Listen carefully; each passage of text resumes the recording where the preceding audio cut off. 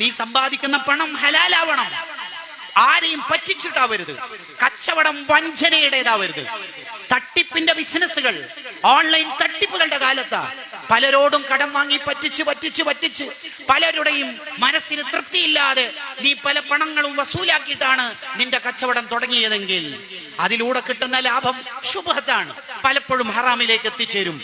അതുകൊണ്ടാണ് നീ വെണ്ടക്കയും തക്കാളിയും ഉള്ളിയും വാങ്ങുന്നതെങ്കിൽ, മാംസവും മത്സ്യവും വാങ്ങുന്നതെങ്കിൽ, അതല്ലേ നിന്റെ ഭാര്യ കഴിക്കുന്നത്? ആ ഊർജത്തിലല്ലേ മുലയിൽ പാല് വരുന്നത്? ആ പാലല്ലേ കുട്ടി കുടിക്കുന്നത്? ആ കുട്ടി നന്നാവണമെന്ന് നീ കുറെ ദുആർന്നിട്ട് എന്ത് കാര്യം? എവിടുന്ന് ദുആയിന് ഉത്തരം കിട്ടാനാ?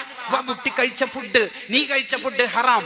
വമശ്റബുഹു ഹറാം, നീ കുടിച്ച പാനീയങ്ങൾ, നിന്റെ വീട്ടുകാർക്ക് കൊടുക്കുന്ന വെള്ളം, അതും ഹറാം. വമൽബസുഹു ഹറാം, നീ പെരുന്നാളിന് വാങ്ങിക്കൊടുത്ത വസ്ത്രം അത് ഹറാമല്ലേ? എങ്ങനെ പിന്നെ ദുആഇന് ഉത്തരം കിട്ടാനാ?